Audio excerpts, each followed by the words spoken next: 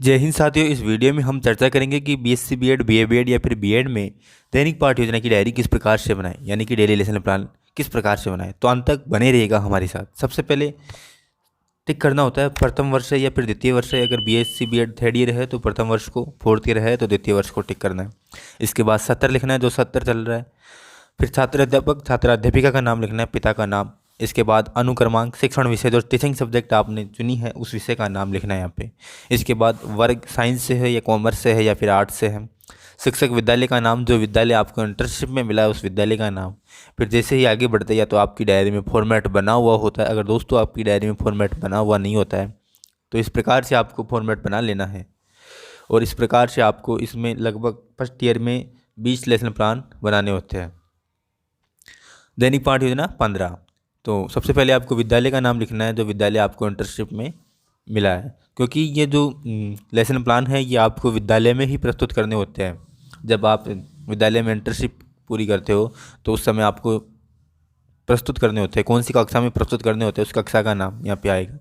दिनांक, किस दिनांक को प्रस्तुत करते हो उस दिनांक। विषय है भौतिक विज्ञान, कालांश सेकंड कक्षा, जिस कक्षा में प्रस्तुत करते हो। प्रकरण है ध्वनि के गुण, समयावधि 30 से 40 मिनट तक। उद्देश्य अपेक्षित व्यवहारगत परिवर्तन। ज्ञानात्मक, छात्र ध्वनि के गुणों का प्रत्यय कर सकेंगे, छात्र ध्वनि के गुणों का प्रत्यय कर सकेंगे। अवबोध, छात्र ध्वनि के गुणों की व्याख्या कर सकेंगे, छात्र ध्वनि के गुणों को समझ सकेंगे।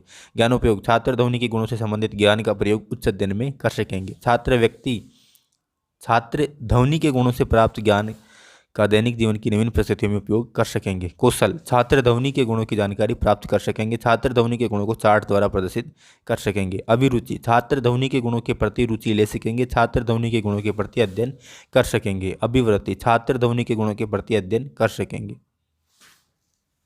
इसके बाद शिक्षण सहायक सामग्री, इसमें आते हैं लपेट फलक, चौक, डस्टर, संकेतक। जो भी सहायक सामग्री लेते हो आप लेसन प्लान प्रस्तुत करते समय तो वो सभी सहायक सामग्री लिखनी है। इसके बाद पूर्व ज्ञान, छात्र ध्वनि के विषय में जानकारी रखते हैं, छात्र ध्वनि के विषय में सामान्य जानकारी रखते हैं। इसके बाद प्रस्तावना प्रश्न करने होते हैं, आपको 4 से 5 प्रस्तावना प्रश्न करने होते हैं। इनमें क्या होता है, प्रस्तावना प्रश्नों में तारतम्यता होनी चाहिए और सरल से कठिन की ओर होनी चाहिए। मानवकरण द्वारा क्या कार्य किया जाता है, ध्वनि सुनने का। ध्वनि का संचरण मानवकरण तक किस माध्यम द्वारा होता है, वायु द्वारा। वायु द्वारा ध्वनि का संचरण किनके द्वारा होता है, वायु के कणों द्वारा। वायु कर्ण के किस भाग तक ध्वनि लेकर जाती है, कर्णपटल। ध्वनि के गुण बताइए, तो ये हो जाएगा समस्यात्मक प्रश्न। इसके बाद उद्देश्य कथन करना है। अच्छा तो बच्चों, आज हम ध्वनि के गुणों का विस्तार पूर्वक अध्ययन करेंगे। इसके बाद यहाँ से प्रस्तुतिकरण स्टार्ट होता है, जिसमें 5 कॉलम होते हैं। शिक्षण बिंदु, छात्र अध्यापक क्रियाएं, छात्र क्रियाएं, विधि प्रविधि और श्यामपट्ट सारांश। पहले शिक्षण बिंदु के लिए आपको 3 विकासात्मक प्रश्न करने होंगे। मानव शरीर के किस भाग द्वारा ध्वनि उत्पन्न की जाती है, कंठ में स्थित वाक् तंतु द्वारा। वाक् तंतु द्वारा किस प्रकार की ध्वनि उत्पन्न की जाती है, वाक् तंतु द्वारा विभिन्न प्रकार की ध्वनि उत्पन्न की जाती है। ध्वनि का एक स्थान से दूसरे स्थान तक पहुंचना क्या कहलाता है, ध्वनि का संचरण।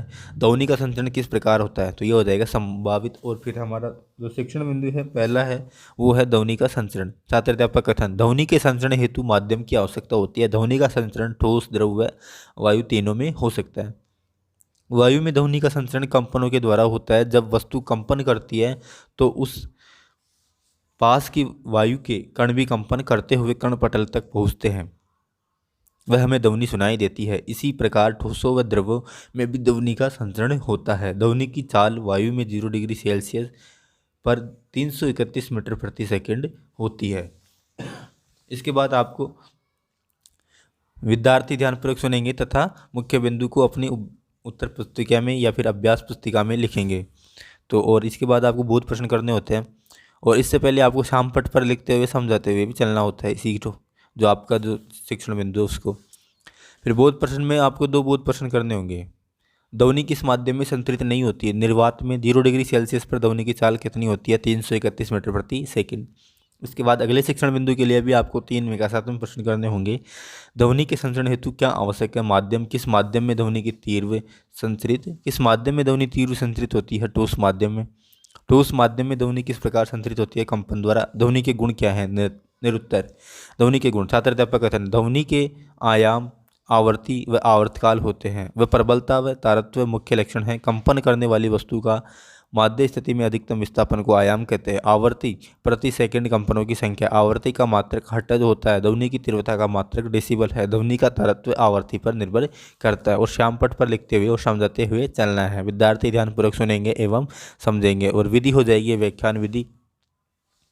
इसके बाद बोध प्रश्न करना है। ध्वनि की तीव्रता का क्या मात्रक है डेसिबल, आवर्ती का क्या मात्रक है हर्ट्ज। तो ये विधि हो जाएगी प्रश्नोत्तर विधि। विकासात्मक प्रश्न, प्रति सेकंड होने वाली कंपन क्या कहलाते हैं। आवर्ती। आवर्ती का क्या मात्रक होता है हर्ट्ज। मानव गण कितने हर्ट्ज तक की ध्वनि सुन सकता है, निरुत्तर। फिर है ध्वनि के प्रकार। छात्राध्यापक कथन, हमारे कान कम से कम 20 हर्ट्ज की आवृत्ति वाली ध्वनि सुन सकते हैं। वह अधिकतम 20,000 हर्ट्ज की ध्वनि सुन सकते हैं।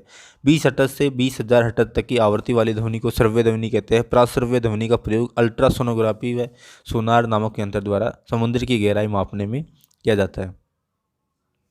कुत्ते, चमगादड़, हेल आदि प्राश्रव्य ध्वनि को सुन सकते हैं। ये विद्यार्थी ध्यानपूर्वक सुनेंगे एवं समझेंगे और श्यामपट्ट पर लिखते हुए और समझाते हुए चलना है। और विधि पर विधि हो जाएगी व्याख्यान विधि। इसके बाद आप बोध प्रश्न करना है। हेल, चमगादड़ द्वारा कौन सी ध्वनि का प्रयोग किया जाता है। प्राश्रव्य ध्वनि। प्राश्रव्य ध्वनि का चिकित्सा में क्या उपयोग है, सोनोग्राफी या अल्ट्रा सोनोग्राफी में। इसके बाद आपको 5 मूल्यांकन प्रश्न करने होंगे।